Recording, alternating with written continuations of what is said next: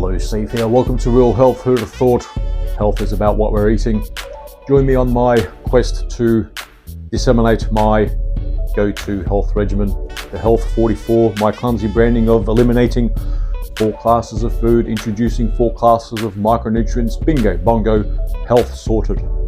So thank you for your interest. Let's do this. Welcome again. Who'd have thought what we eat is part of our health complex. Even Hippocrates, the father of modern medicine, had, 45 subjects in his case studies, all his volumes, his corpus, and I think 25 ended up dead. That what we ate was important. Yes, there is more discussion in mainstream health where eating is important, but what to eat? Anyway, so today, which is similar to the previous podcast, I'm doing back to back at the moment, and I'm now calling this one the exercise and aging relationship fallacy, and it is a fallacy. Did you know that I don't think there's been ever a ex-professional athlete that has ever reached the age of 100? There may have been ex-ball players back in the 30s, some black gents that reached to become a centenarian. But let's face it, like pro ball in the 30s isn't like pro ball now. Work on resistance training, work on your power, work on the swing, the arm, this and that. All those games they're doing versus half as many games back 90 years ago now, 80 and 90 years ago. I don't think you'll find many marathon runners reach the age of 100. I think even part of my own investigation, to see the numbers for myself, the actuarial tables of insurance companies suggest that athletes don't pass the average age of a sedentary person. Let's call it 80. We'd like to say it's 80 because it's a great number. We live in great times. I'm telling you, it's not 80. Our life expectancy is not 80. It's probably more like low 70s. The only reason why many will flout, just puppet the whole idea of doubling our life expectancy in the last century and a bit is not because of great advances in science. In a few ways, yes. If you get run over, get stabbed, shot, we have antibiotics, great emergency medicine. I'll accept that. I'll take it. I'll accept it if I'm ever shot, stabbed, or any other mishap happens. And it's only the mishaps that the mainstream healthcare complex is good at, and that's only the emergency medicine part, not the whole chronic health issues and longevity part. All the metrics and the blood numbers that we are getting may also be a bit out. How perhaps some of the cholesterol numbers may be misguided, mal-guided perhaps. Shouldn't even be part of the picture. Cholesterol isn't a sign of a death marker, because the sort of tests that you take could have skews all over the place in the methodology they use as well, and the safe number guidelines are also not quite right, because it's based on 2,000 healthy outcomes in a lab, and no, if you if everyone's sick and these levels are normal, well, they shouldn't be normal numbers. All the blood markers out there doing the rounds. Oh, your sodium level. Oh, your potassium. Your cholesterol level is high, and the whole cholesterol complex. If you're having oils and burnt animal meat and fat together with a lot of fruit as a healthy omnivore, but a lot of cakes, cookies, donuts, and fried food. That's what's giving us those scary cholesterol numbers, which is not really a cholesterol number issue. It's just a buildup of atherosclerosis issue. So there you have it. Some listening may not can probably relate. They've had some close family members or people have known that they've still dropped dead 60s, 70s while they've been active throughout their life. Oh, but they also ate junk, and but if I eat clean, eat whole foods and eat organic and still work out, same sort of outcomes. Same sort of outcomes if you don't subscribe to what I prescribe, the whole micronutrient complex, those 90 declared essential micronutrients, the whole health 44. This is where I'll drop it. I need to drop it each day, each episode, because let's face it, this is a crappy production, unprepared, just this guy riffing. This is what I advocate for. The chassis, the whole 44 is the first four of the 44. Eliminate gluten, oils, sugars, nitrates, nitrites, and then bring in 4 micronutrients. The second 4 of the 44.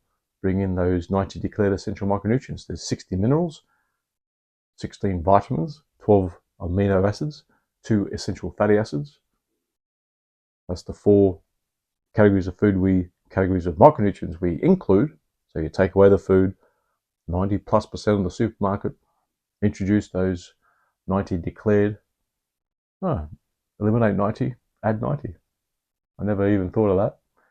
And those 4 classes of micronutrients and your health in a few short months. For me, it was days. Will be on the up, and it's great. It's great. And if you don't quite get it, or struggling still after month 4, month 6, whatever, my services are available as a concierge health advisor. I'm an epi nutritionist, don't you know? I'm self-certified. I think after approaching 15,000 hours, I'm allowed to self-certify because testing on myself as well, I've done great guns. So yes, I do exercise 1 minute a day. I used to exercise a lot. An ex-triathlete, 30+ hours of training per week. Zone 1, 2, 3. Is there a 4? I think there is 4. Maximal effort. There was a lot of 4 in there too. Or is there 5? Anyway, I don't partake in that shite anymore. Although I have disclosed that I have this endeavor, this goal in 19 years now, because I'm 51. By the age of 70, I would like to be the fastest 70-year-old in Australia. Even though I haven't, well, I've run a couple of times up my driveway, across the road, slower. And I did once 200 meters running up the road, and that didn't feel too good. And I challenged my firstborn daughter to an 800-meter race, and I pulled an Achilles, didn't I?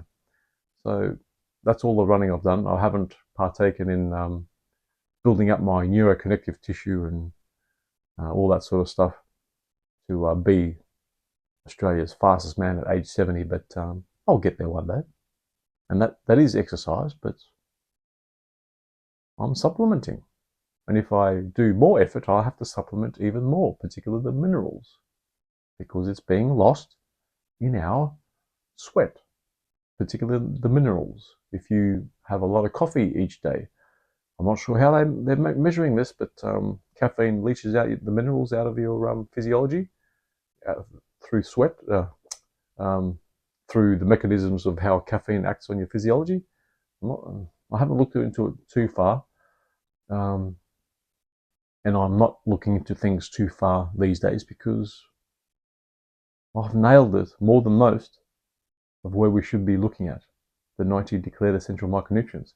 And those 90 declared essential micronutrients aren't getting to your physiology if you're having a lot of coffee and sweating every day.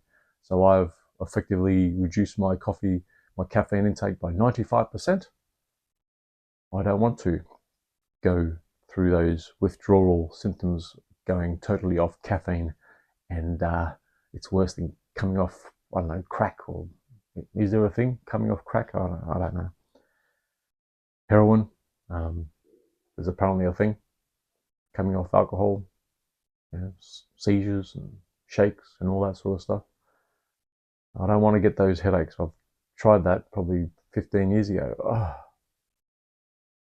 I could still, could you tell that I can still feel it? It was horrible.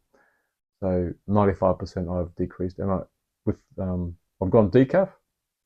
Oh, but decaf, this and that chemical process. I'm going on a bit of faith that at least there won't be any mold in that coffee that I'm taking, the decaf organic. If you are going to partake in coffee, go organic, because it's full of mold. It's usually taken from those hot regions in the night. It's cooler and kept in the silos. Moisture builds up, mold builds up, and that's probably part of our issues. Tie everything else together, which is aiding to some of the maladies we're having in these recent times. And it's not our lifestyle choice. It's not our genetics. It's the decreased amount of micronutrients we are getting in our physiology. And that goes with exercise. Comment if you have an example of an ex-pro athlete or even an ex-weekend warrior that was state champion and this and that, winner of a particular event, and they've been working out, competing as a weekend warrior for 30, 40 plus years. Let's see, give me some examples of who has lived to the age of 100 that has been an athlete for approaching a half century. And I would like to see if there is numbers that are representative in the whole centenarian population, which there's only 1 in 10,000 now versus 25 per 10,000 120 years ago were living to the age of 100.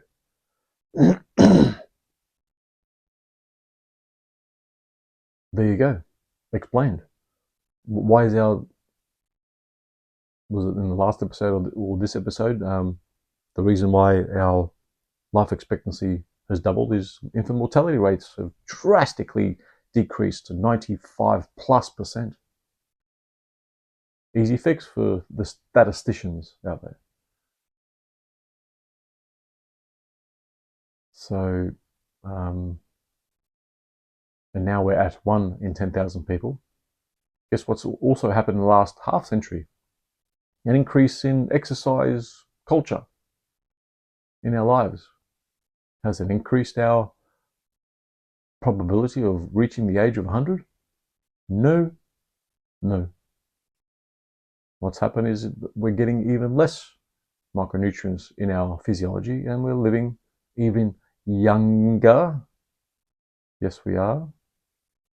Yes, we still get 80-year-old smokers that started in their teens. There's more 80-year-old smokers than there are smokers dying of emphysema at age 50. So that's all I spin out. I've even got um, nuclear family members examples where they started even under the age of 10, lived into their 80s. One bit just in, not even into 70, and the other in their 70s, smoking like chimneys. Um, they're like the 4-pack a day people. Still going. So in that sample size of 3, and there's none that drop off a perch 40s, 50s, it's an okay sample.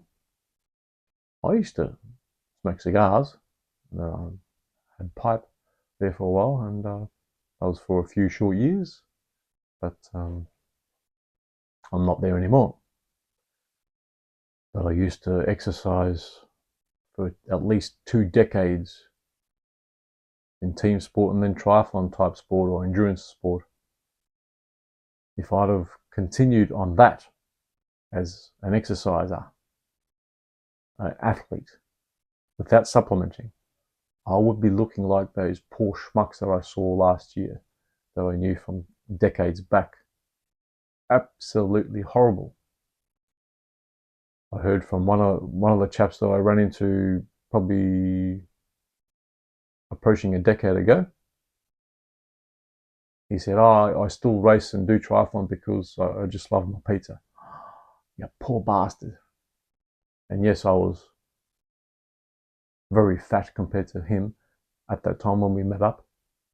But I was fat because I had pica. He's struggling because he has pica. And what's pica? Well, you got more chance of getting pica if you exercise without supplementation. Oh yes, but I take multivitamin. Not enough. It's not enough. Oh, but I'm a carnivore, and carnivore, your red meats have everything. Eggs have everything. Not enough. It's not dependable either. How are you going to measure it? Oh, but you don't know what your products are. Well, we have to take these particular products because the amount of micronutrients we're getting is not dependable. And depending on how much effort you are exerting in your exercise, how much you're sweating, how much cardio you're doing versus your resistance, you can't measure it. So you've got to go in scattergun, just like the scattergun of the Health 44.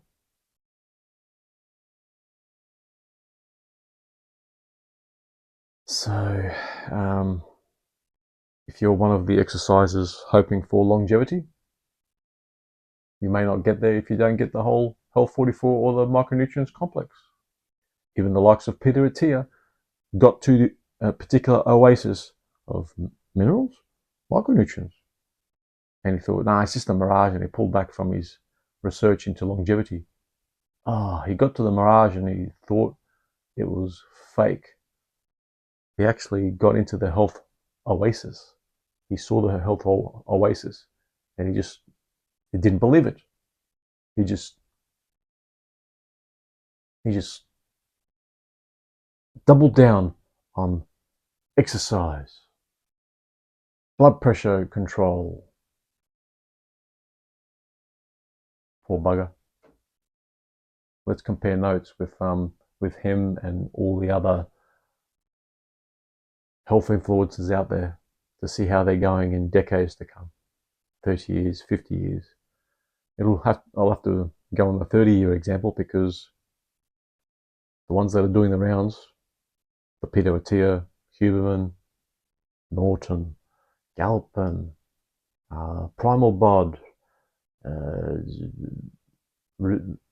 periodization guy, the big buff Jewish guy, Athlean, the Athlean guy that says, I've eaten chips and lollies, good food, and I'm still jacked. Let's see how he goes. Oh, what's his name? With a bit of a lisp, very jacked and lean, all I've got is let's compare notes. The studies, these studies and that study. If your studies don't have anything to do with micronutrients over a lifetime, and there's been a couple of notable studies over decades, about 50,000 nurse study over 30 plus years, was it? Oh, this food, they ate this food, and these ones died eating this one, and they're very health conscious. Are you fucking kidding me? I'm allowed one cuss word each episode. These nurses are not health conscious. I was a nurse. I was a registered nurse, and I was one of the fat, unhealthy nurses. And there's not many fat. There is many fat, unhealthy nurses out there. They are disgustingly unhealthy. All that coffee, all that junk food. Many still smoke. Same amount in the population samples, and to use them as they'll be health conscious. Shit.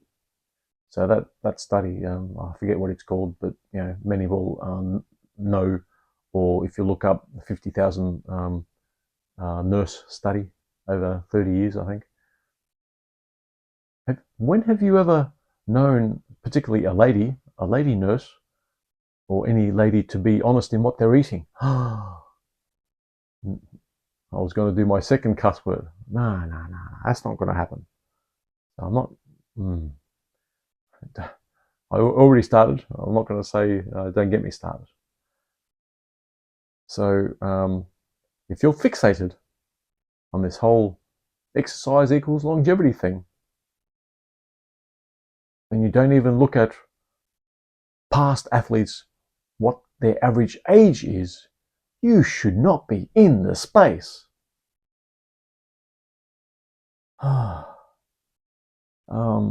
Even the whole ex-pro athlete metric, why don't you measure it? Well, the insurance company will suggest that the average NFL player lives to age 50. The average NBL player lives to something like 63. The average, I think baseball is approaching sedentary, Cheeto eating, couch sitting smoker. They're still under that person, Joe Sixpack.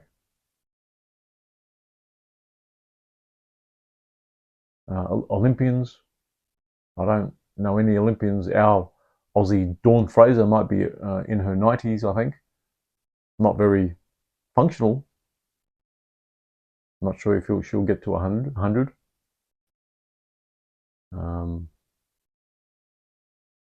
So if you don't take historic examples as part of your exercise equals longevity thing, then don't go there. Don't go there. You don't belong there. So on that note, I'm going to leave you, and I won't get huffy and puffy anymore because I've exhausted myself. This is my second episode back to back at the moment, and I'm jumping from place to place. You jump from place to place anyway. Oh, I get it. But you got the picture.